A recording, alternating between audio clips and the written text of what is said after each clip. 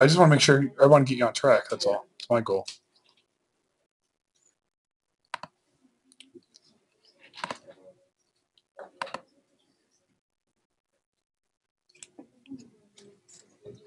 So, we're talking today about how we collaborate to make. And what it means in this idea that the printing press democratized reading. Anybody could read. Well, once you learned, and it took about 800 years to get there. But think about your timeline exercises. You know, from the printing press to the dawn of the computer, centuries. Then the computer comes out. Then the web is born. Now there's a new tool every day. And that has democratized writing for the web. Yet when we look at the state of the web today, you have places like Facebook and Twitter and Google where they're trying to control and build the only place where you go for the web. But we have to be able to free ourselves because to me, creation is life. I mean, that is the idea that I can create and build something new. That's the heart of teaching. That's the heart of meaning making. That's at the heart of what truly, in my mind, the ability to create something from nothing. That's the essence of humanity. Because animals just don't do that. There's some evidence that there's some small bits. Elephants might design graveyards, things of that nature. But in general, to create means to be human. And Jenkins, in our reading on participatory culture, outlined 12 new skills that are necessary to thrive. And his first one, play. But to me, all learning is play. Because going back to your animals, watch Meerkat Man, or watch the cheetahs, or the pandas, or whatever animals, they learn through play. People are no different. Yet we've created a system of schooling where we do the exact opposite of play. Where I know everything, and my job is to make you consume everything I know. That's why I start off with things like Make Your Monday Challenges, where you have to just get started breaking things, making things, and playing. Because that's a key feature of what it takes to survive in a participatory culture. Can you play through the act of creation, or can you create through the act of play? I just don't know really which one comes first. Because what we're doing with participatory culture is really performance work. You're performing who you are and trying to shape how you're seen. And other things are projected onto you. And your identities, that emerges in that tension between what you perform and what's projected onto you. And together, that's how your me's, your identities, that's where they are born. And so understanding that sense of performance and how that affects how we learn, that's a key detail. That's a key detail in how this works. Did I just go into Mary? Because how does the mind work? Well, what we do, we have the ability to simulate the future. Just 2% of our DNA separates us from chimpanzees. 2%. Who wrote the post about the new humanoid that was found? Yeah. So think about, I thought that was a great way to bring in that brain science, but I'm stealing it from other people. Right now I can't remember the author's, how to pronounce his name. K-I-K-O. Great kind of scientist and philosopher. But he talks about this idea that our ability to simulate the futures is what makes us uniquely human, because we can do risk assessments. Should I go over that cliff and find food? Well, no, last time I did, there was a pile of bears waiting for me. Yes, I should, because there was a lot of banana trees. Bears, banana trees. Now, you could call me out for saying, your climate's wrong. Bears aren't living where bananas are. But that's beyond the issue. It's more stuff for the alliteration than my scientific facts. But that ability to simulate thinking and to run simulations, that's a key skill in a participatory culture. So is this idea of taking up others' works, appropriation, more commonly known as remixing. Like, let's break this idea that your job is to make something brand new. That you like get away from the tyranny of the blank screen. You will learn to write by remixing what others do. Everything you've ever written is based on something that somebody else already did. Everything you've ever painted, created. There's how many stories really are out there? So let's embrace remix culture. Because it is truly through that ability to take what other people have done and make it a little bit better. That's how we learn in a participatory culture. That's how we grow through online collaborative inquiry. Jenkins also assumes that multitasking is a key skill in participatory culture. I'm going to push back a little bit here. Because enough research is emerging to show that when you multitask a lot of things, you do none of them well. So maybe the ability is to, maybe what we need to learn is how to avoid the notification overload. These apps, like Google, Clash of, what's that big game, Clash of Clans? They have scientists on staff to measure how much like brain chemicals go off when you get notifications. Like these are wired. On a buy, people make millions of dollars to figure out how to make you addicted to these games and addicted to these tasks. So yes, you should be able to use multiple tools. But I might push back with Jenkins that maybe what we need is that ability to unplug rather than like plugged in to everything. I think both are equally important in a participatory culture.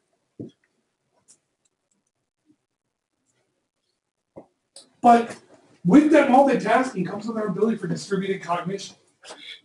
What do we mean by distributed cognition? But that's an ability to do work across networks. Your thinking is not in your head.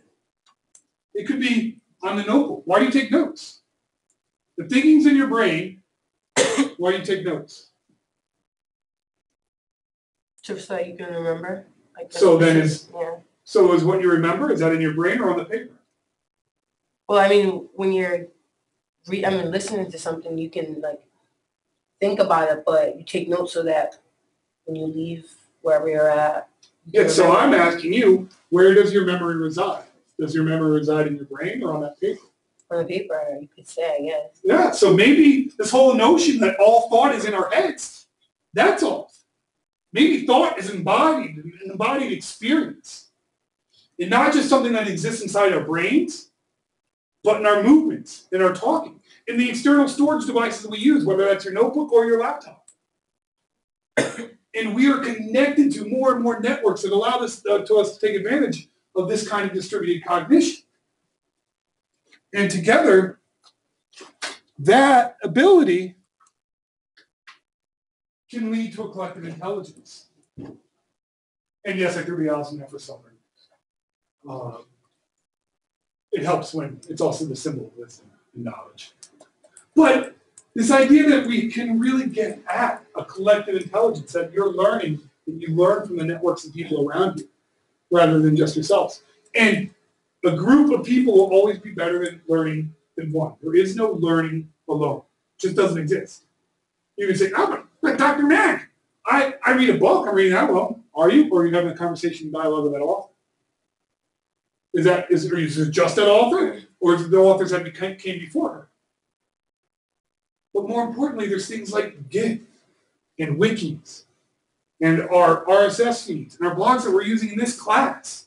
We're not using, there's those professional tools. In this class, we're using our RSS blogging. But that's how we're taking advantage of collective intelligence. So that's a key skill to be able to thrive in a participatory culture.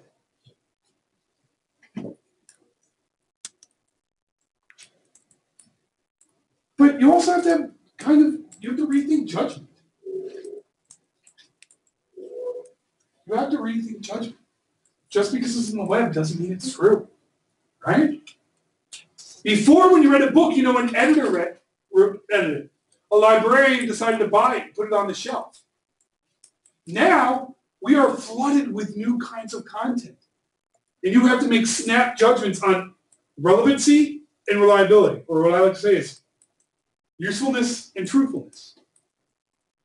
Because how true something is changes on the context. So that ability to make those kinds of judgment, that's a key skill in participatory cultures. So is your ability to make transmedia navigations. What do you guys think I mean by transmedia? What's transmedia?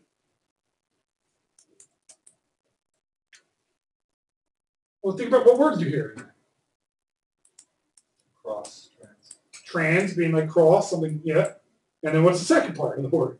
Media. Media. So what do you think that means? Or yes, it means cross media, but what does cross media mean? Different medias crossing each other. Yeah, different medias crossing each other through the same story or the same narrative. And I don't mean like a vertical, like I have to have a Angry Birds game and an Angry Birds movie and an Angry Birds book. I don't mean telling the same story in different genres, but a story being cut across all these tools to where you need them all to kind of come together. You were talking about the Twitter chat for, I forget what show you want. What show was it last night? Once Upon a Time. For Once Upon a Time. So here you have the show going on, then you have the second screen experience going on where the author, I think last night actually some of the actors were involved. Yeah, it was, and then you obviously you've heard the show Lost, right? Yeah. Those were the creators of Lost created this show, and then they tweet along with it, and so did all the actors. So then, like, what people do is they follow them, and it's like, yeah. So you have this on other media, the same story, this narrative unfolding and intertwining.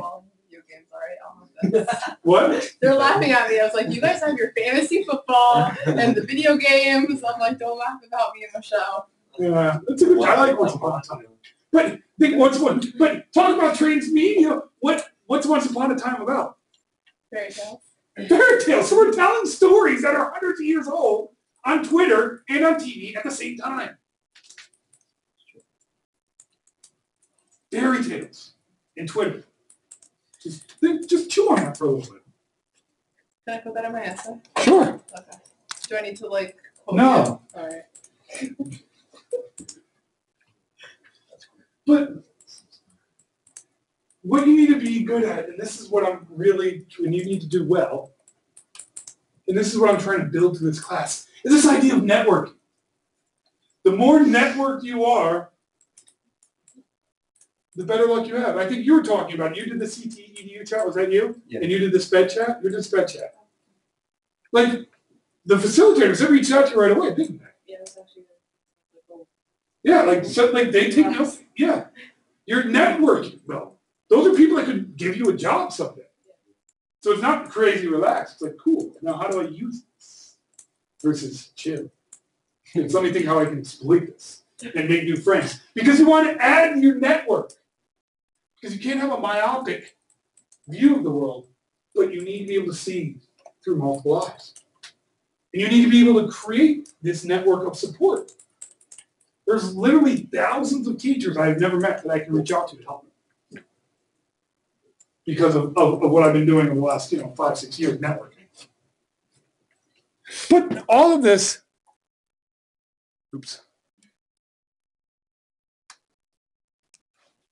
all of this requires some level of negotiation. Negotiation of meaning, negotiation of relationships, negotiation of power structures. The web is not a safe place for everyone. And we have to help build a safe place. We have to build a better place and build a better web. And that negotiation of meaning and identities, that intersection of how we negotiate what I mean and who I am, when that comes together, yeah, I want you to think critical.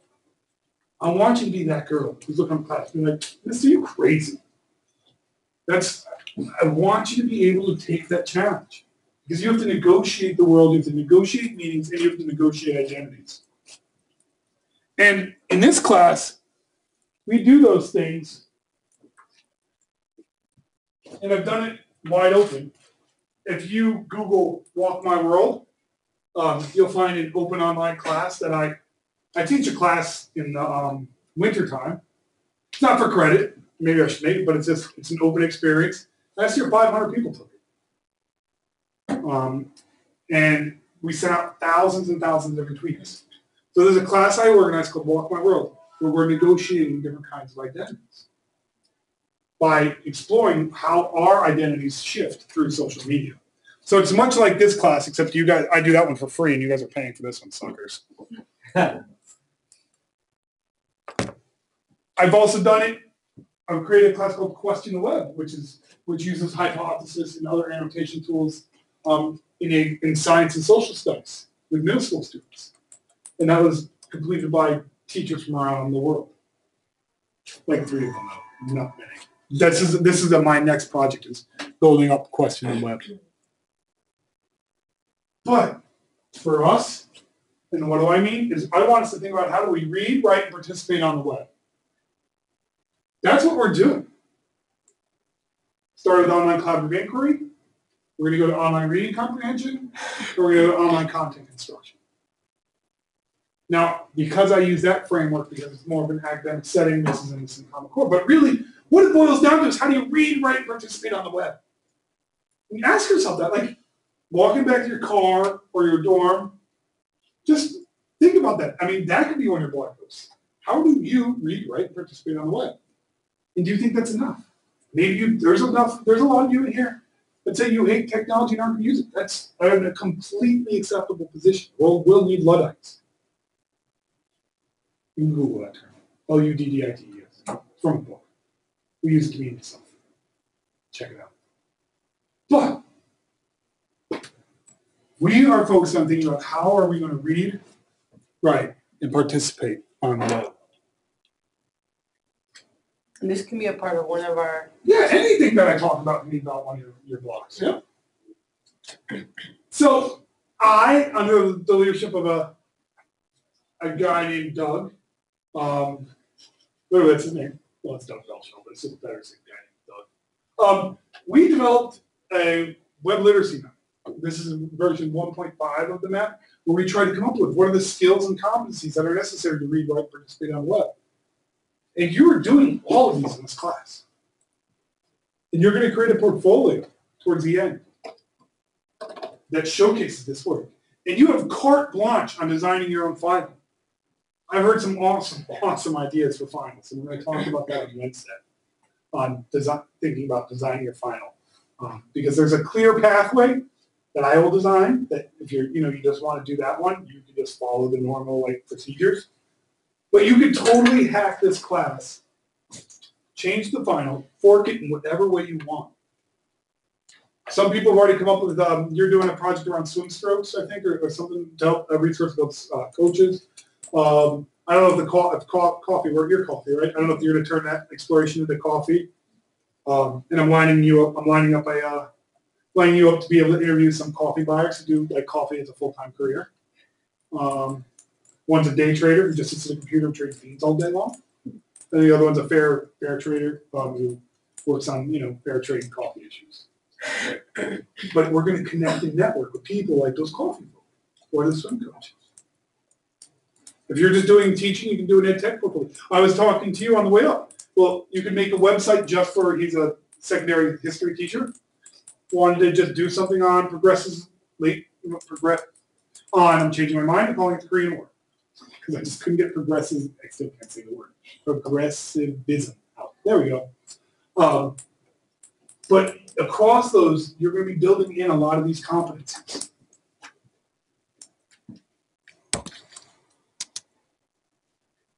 And we're going to learn to use tools. We've already played with Thimble, which you've already built a website.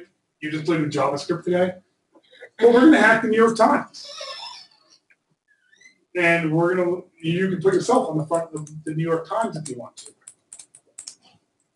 Of course, you might stay away from the kittens. But if you want to do the New York Times about kittens, you can do that too. Because what would be the internet without cats? I don't know how. The internet should be flooded with dogs, not cats. Cats are lame. But what it boils down to is this idea of thinking. And I use this because it was like the image for my last blog post. So just think. Ready? For 20 seconds, stop typing, stop doing something. Just 20 seconds, think.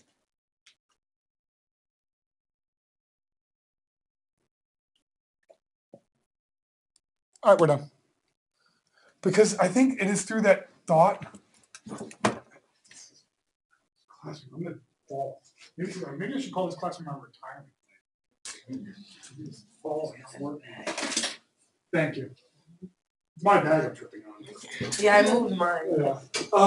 But it's how, we talk about seeing the full forest of the trees, or how you have to garden and building those kind of gardens. But you really do. You need to get your hands into the soil of thought. Pull out the weeds. But thinking isn't, like a strong oak. It doesn't go straight up open. A lot of my friends use the metaphor of a rhizome. And I don't know if you know anything about biology. Anybody know any biology in here? No. What? So what do you think? Think you can handle rhizomes? How do they grow? Well, they grow like weeds. Like they not weeds, it's wrong metaphor. Some weeds don't, But they branch off, they go in every which way. But that's kind of what thinking and learning is. It doesn't grow in a hierarchy. It's not a tree. It's not a taxonomy where it's like, this is science, and under that is this topic, and under that topic is this subtopic, and under that subtopic is bullet A. The world does not have bullet points in it. Only textbooks do. So you really need to get your hands dirty in thought. Because in the end, that's what it goes down to, this idea of remixing our world. I go back to that same slide. Creation is life. It is what makes us fundamentally human. So we can go on and keep creating new meaning, and you can either be a consumer of the web and just have it done to you, or you can build it. And you can build things. And you can make things. You can make new words, new songs, new thoughts, new Pinterest boards, maybe knit a new pair of socks. I don't care what you're doing as long as you're making it. It doesn't have to be with technology. Because in my writing and making, I don't really see a difference. It's this idea of I just want you out creating. All right, all? So that's the end of that one.